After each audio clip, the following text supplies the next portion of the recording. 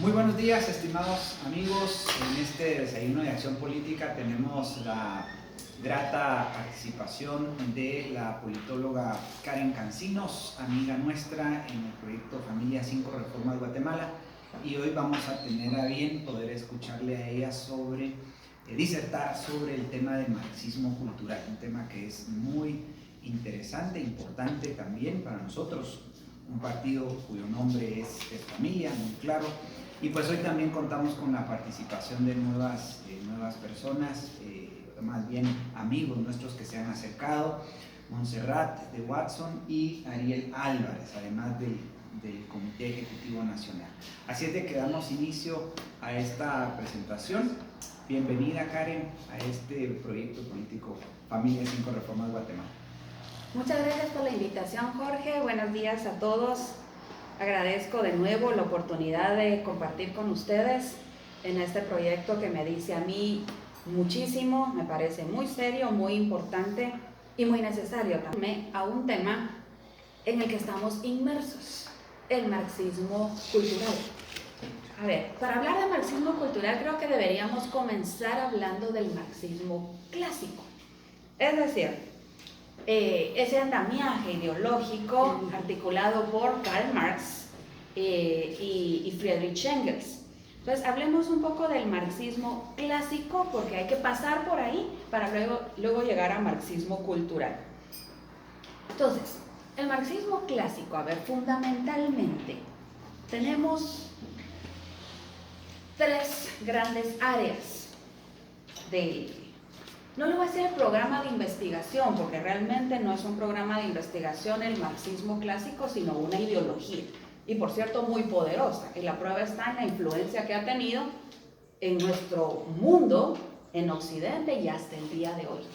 Entonces, a ver, ¿cuáles son las grandes influencias de Marx, de Karl Marx?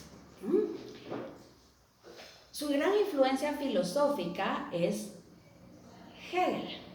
O sea, de Hegel toma Marx la idea de la dialéctica, por supuesto.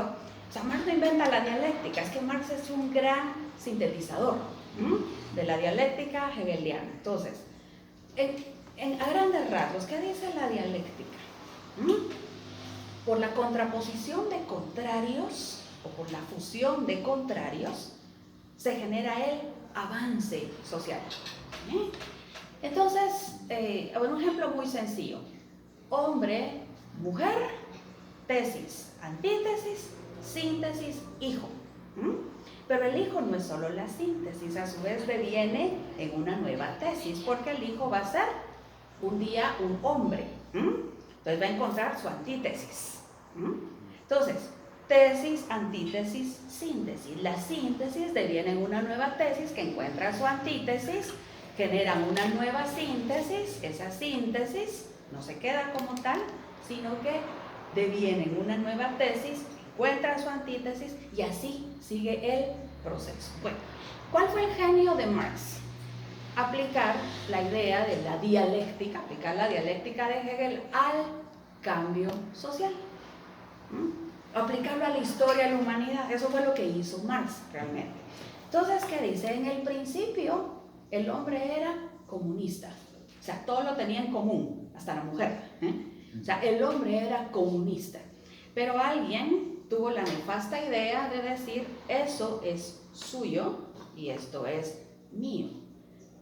Con la introducción de la noción de propiedad, entonces, dice Marx, vino el esclavismo, es la segunda etapa, el segundo estadio de la historia de la humanidad.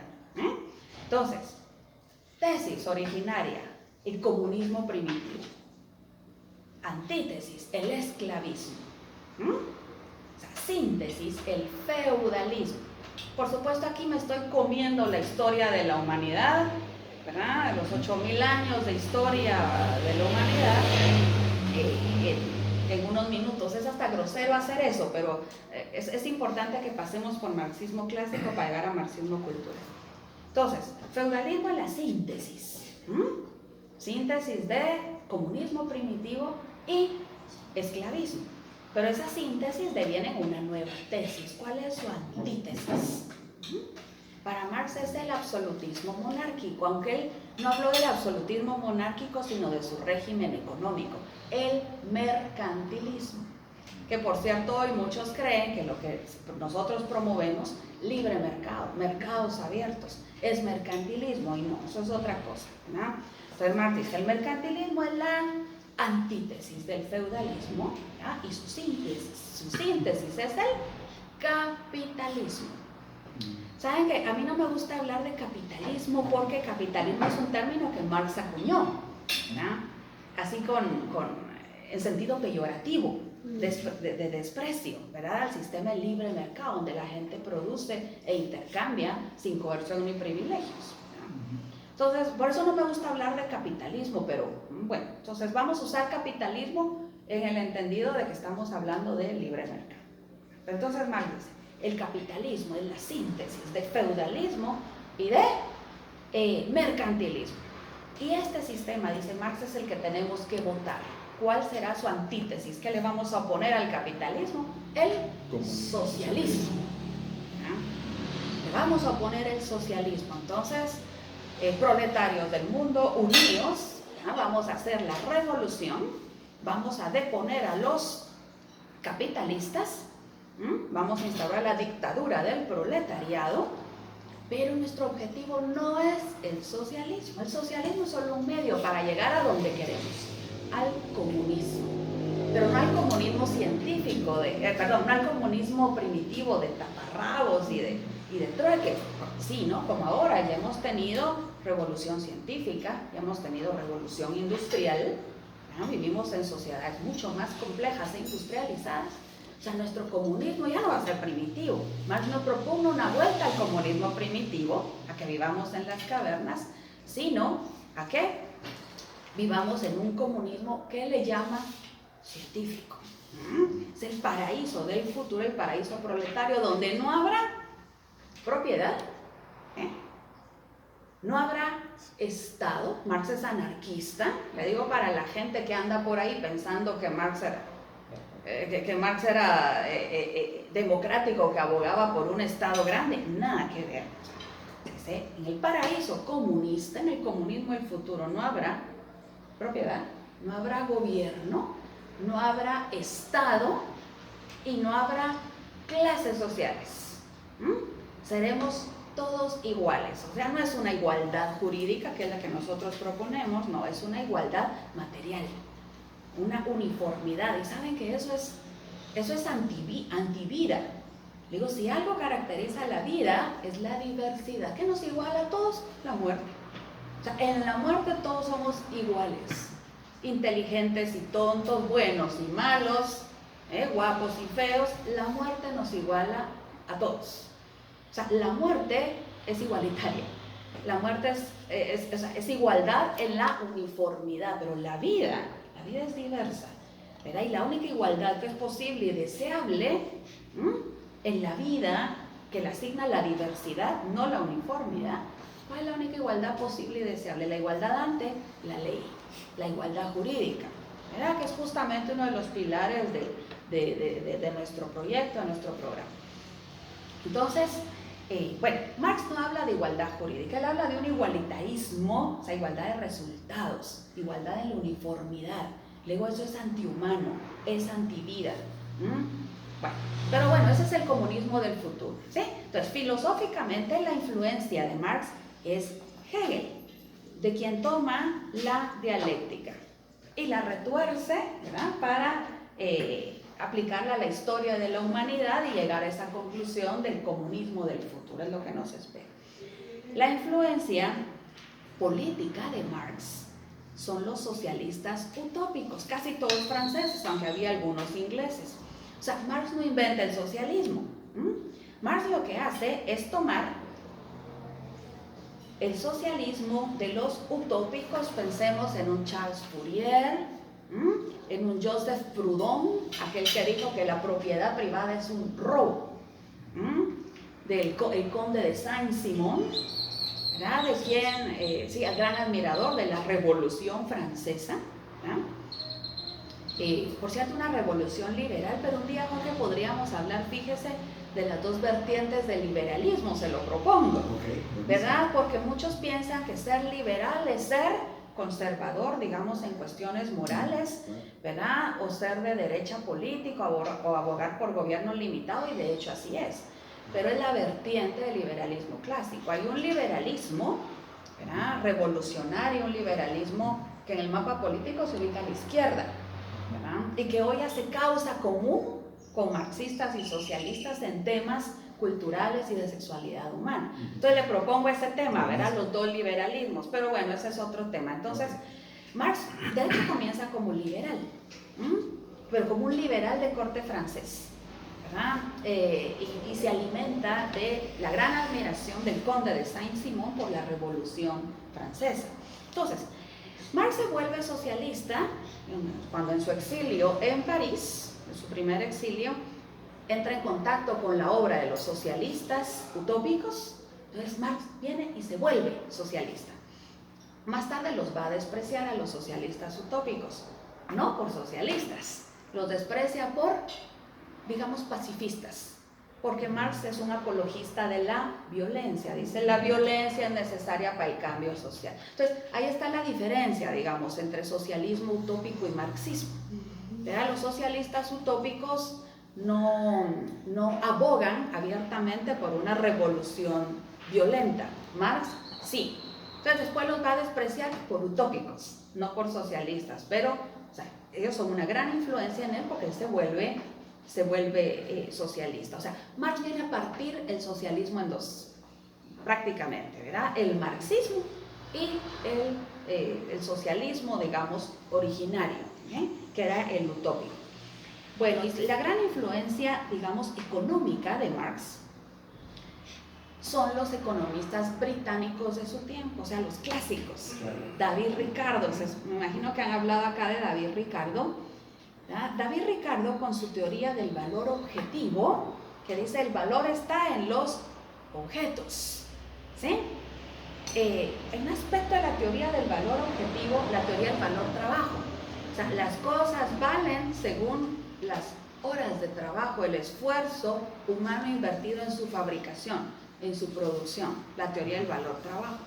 O sea, Marx toma de David Ricardo la teoría del valor trabajo y la convierte en el fundamento de su teoría de la explotación.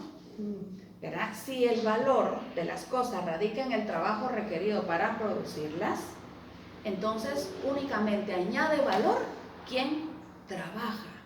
Quien trabaja manualmente, exactamente, o quien trabaja pues también intelectualmente. Pero entonces ahí noten que desecha la figura, por ejemplo, del empresario. Claro, un empresario trabaja y mucho, pero no necesariamente es un empleado, un obrero. La figura del capitalista, y cuando digo capitalista no piensen en los grandes capitalistas mercantilistas, no, piensen en los que ahorramos. Porque si un banco, una entidad financiera le da a usted prestado, no le está dando su plata, sino la de la gente que ha puesto ahí su dinero tan arduamente ganado, ¿verdad? Entonces, hay formas de ganancia legítima que no provienen necesariamente del trabajo. Dígame ganancias legítimas que no sean sueldos, por ejemplo, o que no sean regalías por libros que uno escribe o algo así. Ganancias que no provienen del trabajo directo, una renta, exactamente, un alquiler, ¿verdad? Intereses, ¿verdad?, sobre dinero, dividendos sobre acciones, por ejemplo. O sea, hay muchas ganancias legítimas que Marx se vuela de un plumazo cuando adopta, ¿verdad?, la teoría del valor trabajo como única fuente, o sea, como el trabajo como única fuente de adición de valor a la sociedad. Pero una herencia. Sí, Una herencia, por supuesto. Los mata. Exactamente, de hecho una de las 10 propuestas, porque tiene un decálogo, ¿verdad?, del manifiesto comunista, es la abolición de las herencias. Bueno, entonces ese es el marxismo clásico a grandes rasgos, ¿verdad? Hegeliano en lo filosófico, francés utópico en lo político, o sea, socialista utópico en lo político, y clásico ricardiano en lo económico. Entonces, el genio de Marx, por decirle de algún modo, ¿verdad?, consistió en sintetizar la economía británica de su tiempo, la filosofía alemana de su tiempo, y el pensamiento político francés de su tiempo. Lo sintetiza todo en lo que hoy conocemos como marxismo. O sea, ese gran andamiaje, ese gran constructo, esa gran síntesis de Marx es el marxismo. Pero bueno, Marx muere en 1883.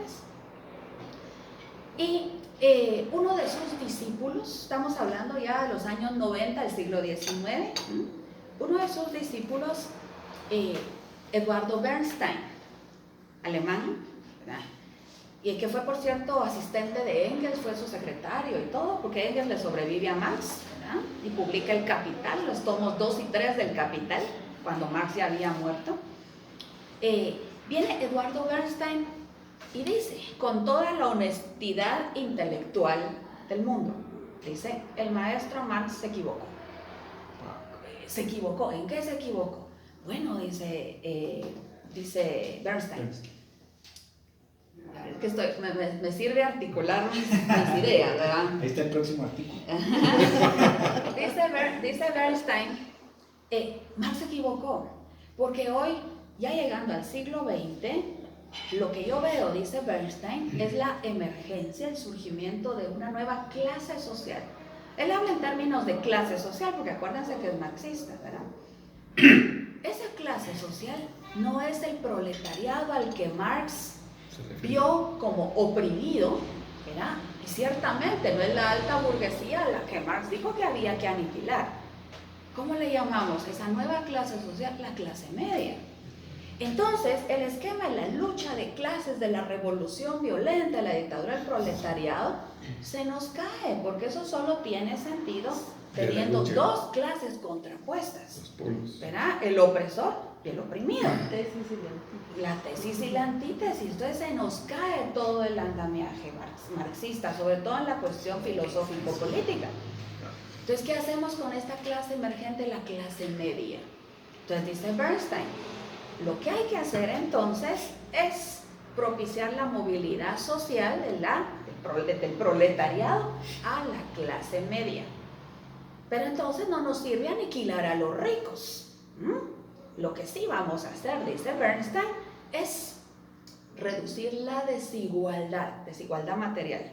Redistribuyendo la riqueza. Exactamente, ¿verdad? Pero ¿cómo lo hacemos? No aniquilando a los ricos. No, usemos... Exactamente, impuestos, dice Carlos aquí, efectivamente.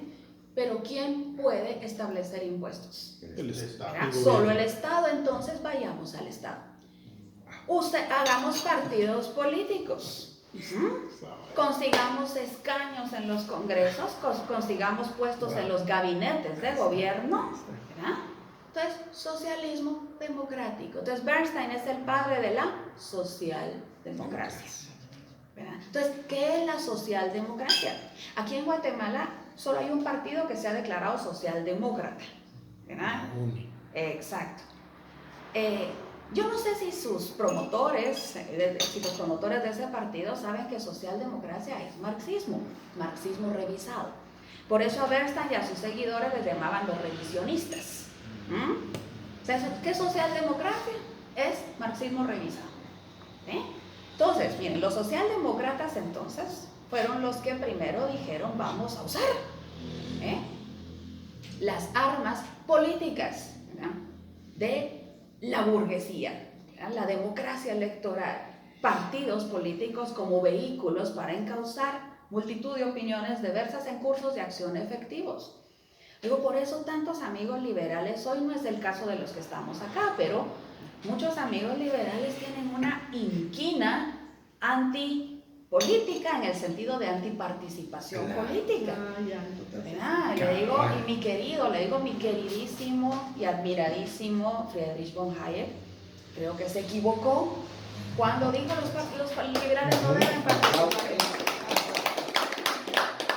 Porque ahí, mire, los socialdemócratas nos llevan 100 años 120 años de ventaja, 125 años de ventaja. Digo, Hayek se equivocó. Y le digo con todo el cariño que le tengo a Hayekito, digo, yo doy clases en la filosofía social de Hayek, ¿verdad? En una universidad. Entonces, pero bueno, volviendo a los socialdemócratas, dijeron, con nuestro, se nos cae el esquema de la lucha de clases. La lucha es política, la lucha hay que darla de otro modo. Hagamos partidos políticos, llevemos a nuestra gente a los escaños y a los puestos de gabinete, a donde se deciden y se ejecutan las políticas públicas, ¿sí? Bueno, eso es una vertiente. O sea, el marxismo se partió en dos, ¿no? Porque, o sea, ya ven, Marx parte en dos el socialismo, ¿sí? Luego el marxismo se parte en dos, ¿eh? Por un lado la socialdemocracia y por otro lado la ortodoxia marxista. Había un joven ruso, era Vladimir Ilich Ulyanov, es más conocido por su apodo, como había nacido cerca del río Lena, entonces le decían Lenin. Lenin. Pero Lenin es apodo, realmente no es es seudónimo. Ajá, es seudónimo, sí. Es como que me dijeran Marquencita, porque soy de San Marcos. Un algo gentilicio. así. ¿Ah? Un gentilicio. Es su gentilicio, más que apodo es su gentilicio, Lenin. Entonces Lenin dijo, Eduardo Bernstein y sus así llamados socialdemócratas son una bola de traidores. Nosotros vamos a llevar el marxismo by the book. Somos los ortodoxos. Los duros, la ortodoxia marxista, violentos. exactamente. Entonces tuvo su oportunidad, ¿verdad? Lenin tuvo su oportunidad con la segunda revolución rusa de 1917. ¿Verdad? Porque ustedes saben que hubo dos, Sí. ¿verdad? La primera revolución, la de marzo de 1917, fue una revolución socialdemócrata. O sea, Kerensky era socialista, pero era socialdemócrata. Los rusos blancos, los mencheviques. Lenin era marxista ortodoxo. Es la segunda revolución, que se conoce hoy como la revolución bolchevique, los rusos rojos. Entonces, a raíz de las dos revoluciones rusas, hubo una guerra civil en Rusia que duró hasta 1922, o sea, fueron 5 años de guerra civil. Los rusos blancos, socialdemócratas, los rusos rojos, los bolcheviques. Mencheviques y bolcheviques se enfrentaron a una guerra civil que se saldó a favor de los bolcheviques, los rusos rojos. Y por eso en 1922 Rusia cambió de nombre y así se quedó 70 años la Unión de Repúblicas Socialistas Soviéticas, los soviets, los campesinos, la Unión Soviética de Lenin, que tiene el dudoso honor, la Unión Soviética, de ser el primer totalitarismo de la historia. Le propongo, Jorge, también otro tema, ya ven cómo van saliendo los temas, ¿verdad? Que hablemos un día sobre autoritarismo y totalitarismo, no es lo mismo. Yo aquí he oído a gente decir, incluso gente que está en política, ¿verdad? Referirse, por ejemplo, al general Efraín Ríos Montt o al presidente Ubico como totalitarios. No saben lo que dicen, ¿verdad? Eso es. Nosotros no conocemos el totalitarismo en Guatemala, a Dios gracias, y ojalá así siga siendo. Pero ese es otro tema. Bueno, entonces el primer totalitarismo en la historia es la Unión Soviética, o sea, es un totalitarismo de signo marxista, no socialista, marxista. Bueno, acuérdense que es la ortodoxia marxista, ¿sí? Bueno, entonces sigamos en el tiempo. Ya estamos en los años 20, luego los años 30, vámonos a Italia. En Italia había un marxista que consideraba a Lenin un vulgar matón. ¿Sí? Lenin y sus huestes, sus bolcheviques, y luego su ejército rojo, que es una historia fascinante también de cómo se forma el ejército rojo. Pero si no me pongo a contar historias, entonces con permiso voy a tomar café. Sí. Entonces dice este italiano, periodista italiano, filósofo de formación, pero digamos de profesión periodista, dice: Lenin y sus bolcheviques y su ejército rojo son una bola de vulgares matones. El marxismo no se impone con la sangre, con las armas, ¿verdad? Por otro lado, los socialdemócratas dicen: esos son unos, ¿cómo es que les llamaba? son unos, no me acuerdo cómo les llamaba, pero así también como insulto. Le hacen el juego a la burguesía, Sí. con eso de sus Tibios. partidos políticos, y son una bola de tibios y de blandengues. ¿Cómo se llamaba este periodista? Antonio Gramsci. Entonces Antonio Gramsci dice, los rusos rojos, bola de matones. Los rusos blancos y todos los socialdemócratas del continente europeo, bola de blandengues, de tibios, ¿no? Que le hacen el juego a la burguesía. Esos ya no son marxistas. Entonces el marxismo, si no se logra por medio del ejercicio político, ni por medio de la imposición armada y dictatorial, entonces ¿cómo se logra? Y aquí estamos entrando en todo este marxismo cultural. Se logra tomando las instancias culturales de la sociedad. Sociales, culturales. Educación. Exactamente. Académica. Educación, iglesia, sobre todo educación superior. Fíjense que Gramsci, como buen marxista, era ateo. Claro, era marxista, entonces era ateo, pero era italiano. Entonces conocía muy bien, digamos, la profunda y perdurable influencia de la iglesia. Él admiraba a los católicos, o sea, los despreciaba por creyentes, porque él era ateo, pero admiraba no a los católicos, sino a la iglesia católica, porque dice esa, y aquí viene la palabra clave de Gramsci, hegemonía. Dice la hegemonía cultural que tuvo la iglesia en Occidente, ¿sí? Esa influencia en la mentalidad de la gente, en el corazón de la gente. O sea, eso no es político, dice, eso no es ideológico, eso no es gubernamental, eso es cultural.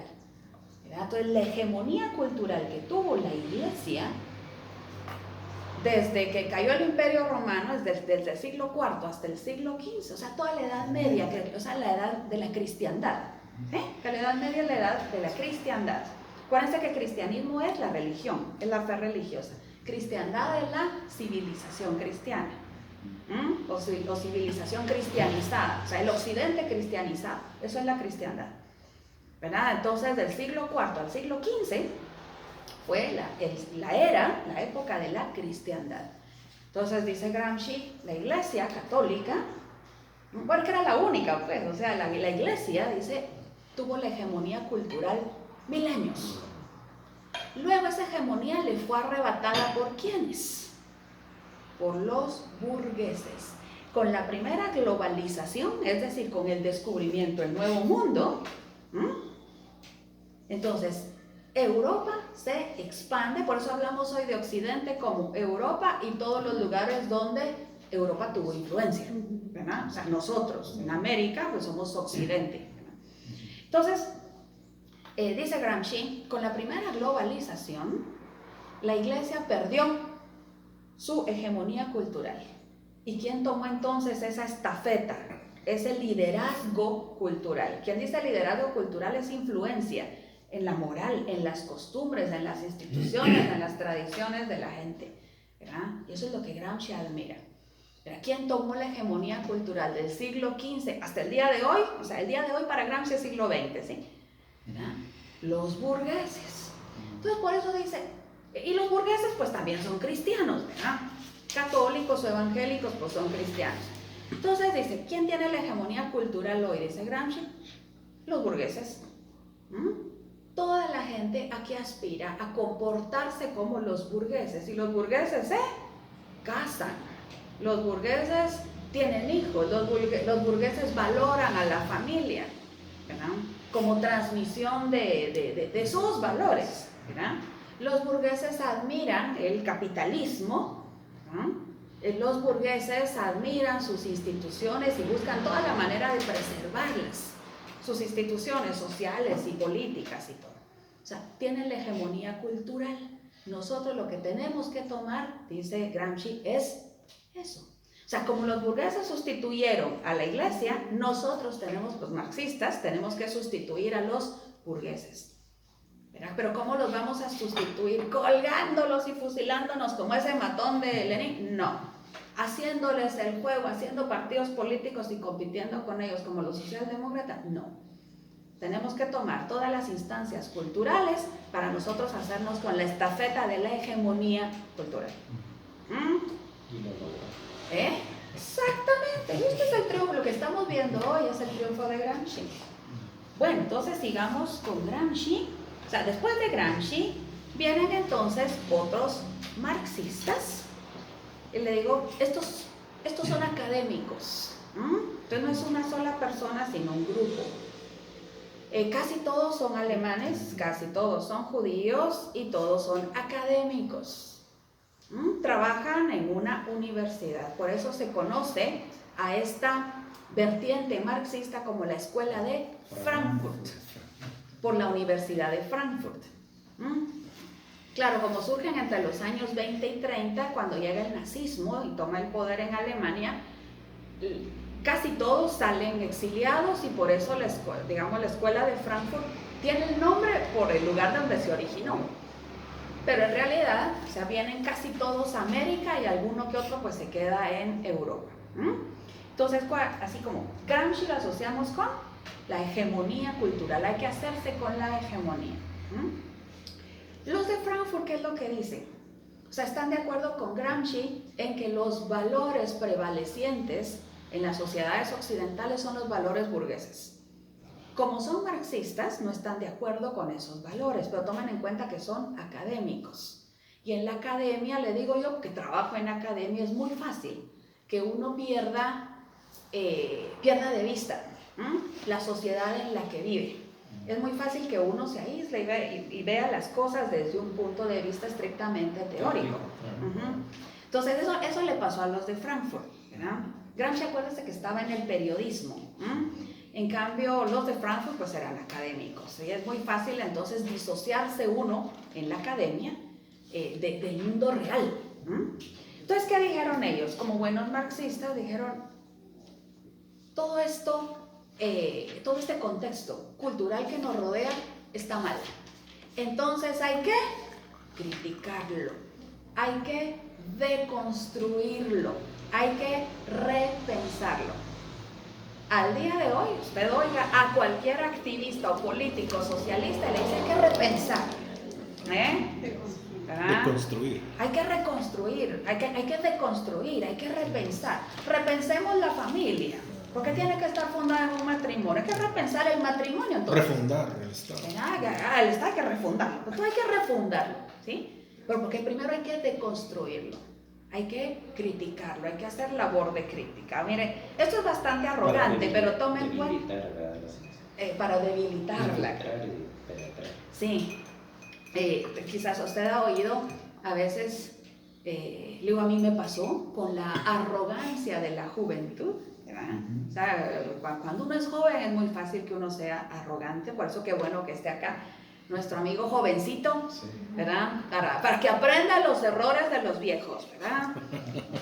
Y no vaya a ser arrogante, le digo, porque